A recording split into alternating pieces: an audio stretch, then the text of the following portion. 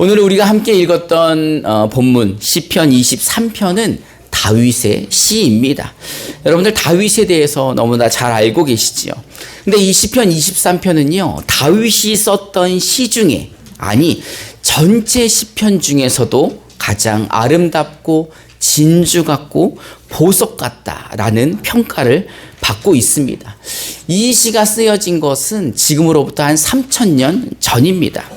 여러분 이제 다윗을 잘 알고 계실 거예요. 이 다윗은 어려서는 목동이었지만 나중에는 이스라엘의 2대 왕이 되지 않습니까?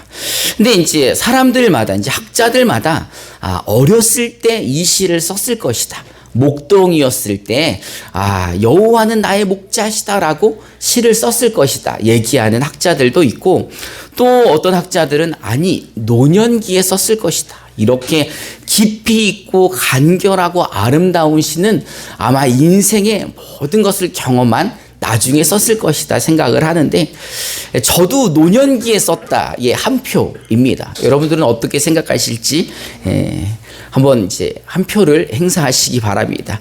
이 칼빈주의 주석가 존 트랩이라는 사람이 있는데요, 이 주석가는 이렇게 말합니다. 이 시는 그가 원수를 모두 정복한 후 그 땅의 평화를 정착시키고 나서 노년기에 이르러 한 발은 이 땅에 두고 다른 한 발은 천국에 들여놓았을 때에 지었을 것이다 라고 말합니다. 그만큼 이 시는 인생에 있어서 많은 경험을 한 사람, 주님 앞에 가기 전에 하늘의 신령한 것에 대해서도 어느 정도 이 마음의 풍성함이 있는, 한 발은 이 땅에 한 발은 천국에 있는 사람이 쓸 만큼 아름답고 좋은 시라는 겁니다. 이 시의 첫 문장서부터 우리의 마음과 영혼을 청결하게 또는 청아하게 해주고 있습니다. 우리 시편 23편 1절 2절을 개역 한글로 한번 읽어봅시다. 시작. 여호와는 나의 목자시니 내가 부족함이 없으리로다.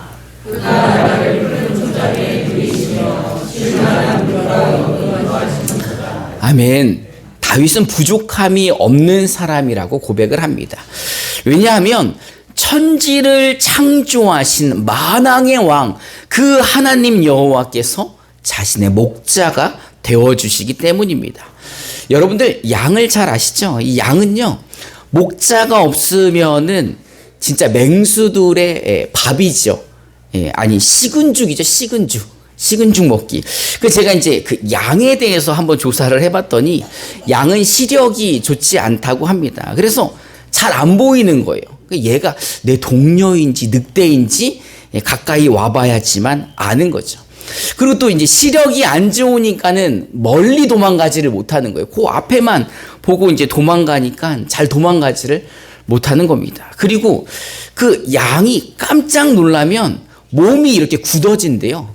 그래서 굳어져서 콱 넘어진다고 하더라고요. 근데 이제 그 양이 귀가 밝아요, 귀가. 눈은 어두운데 귀가 밝아서 자주 깜빡깜빡 놀라는 거예요.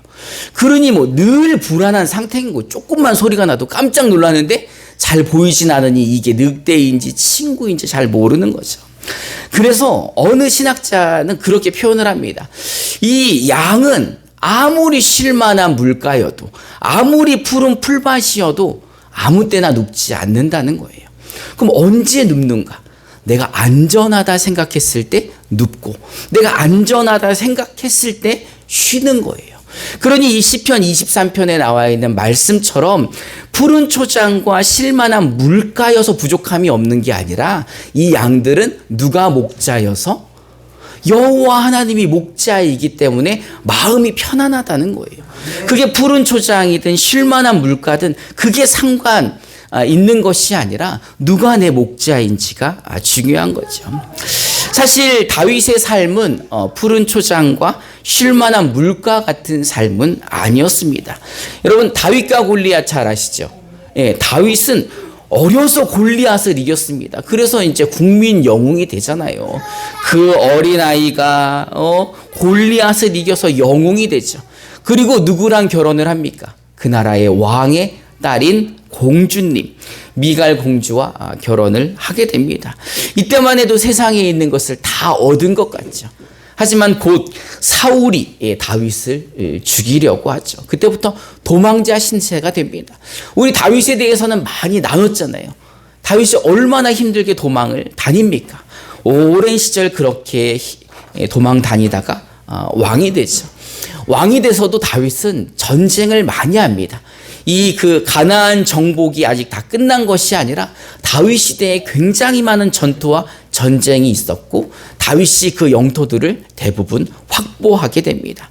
그러니 늘 전쟁터에 있는 사람이에요. 그러다가 또 큰 실수를 하나 하죠. 우리야 장군의 아내인 밧세바와 간음을 하고 뿐만 아니라 그 우리야 장군을 죽이기까지 합니다. 이 일로 인해 하나님 앞에 큰 죄를 짓고 한없는 죄인이 되죠. 그 잘못으로 인해서 그는 밧세바와 낳은 그 아들을 잃어버리는 슬픔을 겪게 됩니다. 뿐만 아니라 노년기에는 그 큰아들 압살롬이 반란해서 그 나이 들어서 쫓겨다니는 도망자 신세가 되기도 하죠. 다윗의 삶을 한마디로 표현한다면 파란만장 또는 우여곡절 이런 표현이 맞지 않을까 생각을 합니다. 근데도 이 시편 23편을 보면 이렇게 거칠고 험한 삶을 살고 파란만장한 삶을 살았지만 그는 나는 부족함이 없는 사람이라고 이야기를 합니다. 왜요? 그가 푸른 풀밭에 누워있기 때문에요? 쉴만한 물가로 인도받았기 때문에요? 아니죠. 그게 중요한 게 아니라 누가 나와 함께하니? 하나님이 나의 목자 되시니 내가 부족함이 없다고 고백을 하는 겁니다. 다윗은 사망의 음침한 골짜기를 다녀도 나는 두렵지 않아. 왜? 하나님이 함께 하시기 때문인 거죠. 우리 시편 23편 1절부터 6절까지 우리가 개역 개정으로 저와 여러분들이 한 절씩 한번 교독해 봅시다. 제가 먼저 1절을 봉독하겠습니다. 여호와는 나의 목자시니 내게 부족함이 없으리로다. 그가 나를 푸른 풀밭에 누이시며 쉴만한 물가로 인도하시는도다. 내 영혼을 소생시키시고 자기 이름을 위하여 의의 길로 인도하시는도다. 내가 사망의 음침한 골짜기로 다닐지라도 해를 두려워하지 않을 것은 주께서 나와 함께 하시리라. 주의 지팡이와 막대기가 나를 안위하시나이다. 주께서 내 원수의 목전에서 내게 상을 차려주시고 기름을 내 머리에 부으셨으니 내 잔이 넘치나이다. 내 평생의 선하심과 인자하심이 반드시 나를 따르리니 내가 여호와의 집에 영원히 살리로다. 아멘. 다윗은 오직 하나님만 함께 하신다면 그곳이 푸른 초장이든 사망의 음침한 골짜기든 상관없이 자기는 부족하지 않고 두렵지 않다는 겁니다. 왜요? 여호와께서 나의 목자가 되어주시기 때문입니다. 여러분, 다윗은요 천지를 창조하신 만왕의 왕이신 전능하신 하나님이 선한 목자가 되어주셔서 그는 늘 부족함이 없다고 고백을 합니다. 그러니 얼마나 부럽습니까? 여호와 하나님께서 그를 의의 길로 인도해 주십니다. 뿐만 아니라 그의 영혼을 회복시켜 주시며 주의 지팡이와 막대기로 그를 지켜주시고 보호해 주시니 정말 푸른 초장을 만나고 쉴만한 물가를 만났을 때 두려워하지 않고 거기서 편안히 쉴 수 있었던 것입니다. 근데 이런 다윗이 우리가 봤을 때 이렇게 부러운 다윗이 부러워하는 사람들이 있습니다. 다윗이 봤을 때 이 사람들은 진짜 복받았다. 이 사람들은 진짜 너무 부럽다 하는 사람들이 있습니다. 우리 로마서 4장 5절부터 8절을 우리말 성경으로 우리 한 절씩 교독해 봅시다. 제가 먼저 5절을 봉독합니다. 일하지 않고 경건치 않은 사람을 의롭다고 인정하시는 분을 믿는 사람에게는 그의 믿음이 의로 여겨집니다. 행위와 상관없이 하나님께 의롭다고 인정하는 사람에게 다이로 이렇게 말합니다. 주께서 불법을 용서하시고 죄를 덮어주시는 사람은 복이 있고 주께서 그 죄를 인정치 않으실 사람은 복이 있다. 일을 했는데 돈을 주면은 그거는 뭐예요? 그건 보수 아니에요? 안 주면 고소해야 되는 거 아닙니까? 근데 일을 하지 않았는데 일을 한 것처럼 인정해 주시는 분, 경건하지 않은데 경건하다 인정해 주시는 분, 이분을 믿는 사람에게는 그 믿음을 의로 여기신다는 겁니다. 여러분, 이분이 누구십니까? 바로 다윗이 선한 목자라고 고백했던 전능하시고 천지를 만드신 하나님이십니다. 여러분, 이 하나님께서 불법을 용서해 주세요. 이거 대단한 거 아닙니까? 하나님은 원래 공의의 하나님이어서 죄를 지면 심판해야 되는데 그 하나님이 불법을 용서해 주시는 자, 죄를 덮어주시는 자, 진짜 복된 것 아닙니까? 여러분, 이렇게 하나님 앞에 불법을 용서 안 받고 죄를 덮어주심을 받은 사람이 누구입니까? 그러니까 그리스도인이 누구냐고요. 저와 여러분 아닙니까? 저와 여러분들이 예수 믿어서 이런 복을 받은 사람 아닙니까? 우리가 원래 불법을 해서 하나님과 원수되고 멸망받아야 되지만 이 불법을 저지른 우리를 용서해 주시고 이 죄 많은 우리를 죄 없다 덮어주시고 그리고 하나님의 자녀 삼아주시니 정말 우리가 다윗이 부러워하던 복받은 사람 아닙니까? 우리 옆에 분들하고 한번 인사해 봅시다. 살다 보니 별일을 다 봅니다. 어머, 내가 세상에 내가 그런 사람이었네. 내가 누가 부러워하는 사람이에요? 다윗이 부러워하는 사람이에요. 다윗이 누구예요? 이스라엘의 두 번째 왕이며 그가 있을 때 엄청나게 큰 권세가 있었고 권력이 있었고 진짜 지금도 이스라엘에서는 다윗을 최고로 치는데 그 다윗이 우리를 부러워했다는 것입니다. 여러분, 우리가 어떻게 불법을 용서받았습니까? 우리가 어떻게 우리의 죄가 가리워짐을 받았습니까? 그것은 바로 우리의 선한 목자이신 우리 주 예수 그리스도 때문인 것입니다. 여러분, 다윗에게 여호와 하나님이 선한 목자셨다면 우리에게는 예수 그리스도가 선한 목자가 되어주셨습니다. 우리 요한복음 10장 11절부터 15절을 개역 개정으로 저와 여러분들이 한 절씩 교독해 봅시다. 제가 먼저 11절을 봉독합니다. 나는 선한 목자라. 선한 목자는 양들을 위하여 목숨을 버리거니와 사고는 목자가 아니요 양도 제 아니라 이리가 온 것을 보면 양을 버리고 가라는 이리가 양을 얻고 또 채지느니라.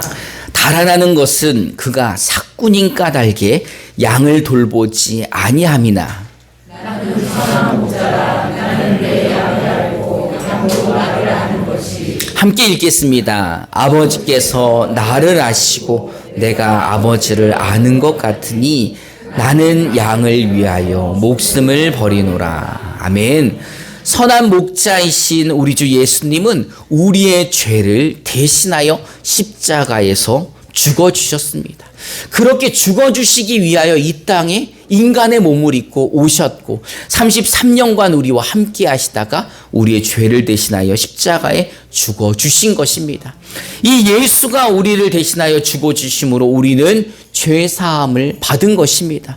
이 예수님이 우리 대신 심판을 받아주셨기에 우리가 심판받지 않는 것입니다. 여러분, 예수님은요, 이 사실을 믿는 자들, 내가 예수가 십자가에 대신 죽어주심을 믿는 자들에게는 죄 용서함과 하나님의 자녀되는 권세까지 주어주셨다는 겁니다. 우리 요한복음 1장 12절부터 13절을 우리말 성경으로 한번 읽어봅시다. 시작. 그러나 그분을 영접한 사람들 곧 그분의 이름을 믿는 사람들에게는 하나님의 자녀가 될 권세를 주셨습니다. 이 사람들이 하나님의 자녀로 태어난 것은 혈통이나 육적이나 사람의 뜻으로 된 것이 아니라 하나님의 뜻으로 된 것입니다. 아멘. 여러분, 예수 아무나 믿는 줄 아십니까? 여러분, 아무나 하나님을 아버지라 부르시는 줄 아십니까? 혈통으로 된 것이 아니라 육정으로 된 것이 아니라 하나님의 뜻으로 된 자만이 하나님을 아버지라 부를 수 있는 것입니다. 예수님이 믿어진다고요? 그럼 그 사람은 하나님의 뜻 가운데 있는 사람이라는 것입니다.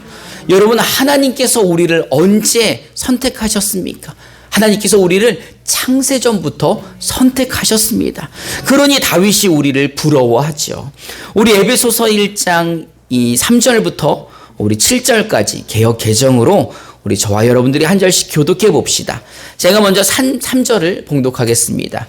찬송하리로다 하나님 곧 우리 주 예수 그리스도의 아버지께서 그리스도 안에서 하늘에 속한 모든 신령한 복을 우리에게 주시되 곧 창세전에 그리스도 안에서 우리를 택하사 우리로 사랑 안에서 그 앞에 거룩하고 흠이 없게 하시려고 그 기쁘신 뜻대로 우리를 예정하사 예수 그리스도로 말미암아 자기의 아들들이 되게 하셨으니 이는 그가 사랑하시는 자 안에서 우리에게 거저 주시는 바 그의 은혜의 영광을 찬송하게 하는 우리 함께 봉독합시다. 우리는 그리스도 안에서 그의 은혜의 풍성함을 따라 그의 피로 말미암아 속량 곧 죄 사함을 받았느니라.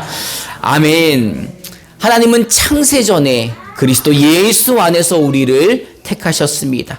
그리고 하나님의 자녀로 거룩하고 흠이 없게 하시려고 그리스도 예수로 말미암아 우리의 죄를 십자가에서 대속해 주셨습니다. 이 말은 예수님이 우리를 대신하여 죽어주심으로 말미암아 우리가 불법을 사함받고 우리가 그 죄를 가리움 받았다는 것입니다. 그래서 다윗이 우리를 부러워하는 거예요. 아, 정말 복받은 사람들이다. 정말 불법을 저질렀는데 하나님께서 용서해 주시고 그 죄를 가려 주시니 얼마나 복된 사람들입니까?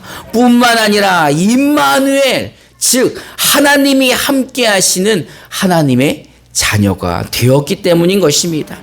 여러분, 선한 목자이신 예수님께서 우리를 죄악 가운데에서 구원해 주시어 하나님이 함께 하시는 푸른 초장과 쉴만한 물가로 우리를 인도해 주신 것입니다. 여러분, 우리들의 삶도 파란만장하지 않으셨습니까? 여러분들의 삶도 우여곡절이지 않으셨습니까? 여러분, 우리도 하나님이 함께 하시는 이제 그 거룩함을 입은 사람들입니다.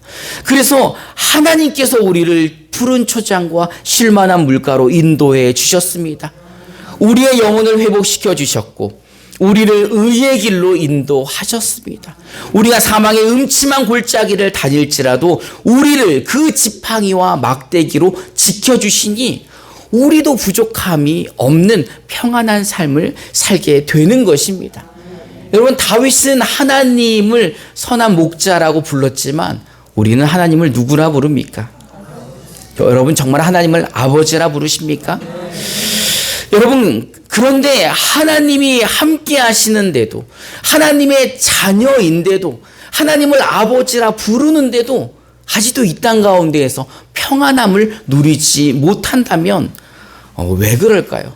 왜 우리가 그 평안함을 누리지 못할까요?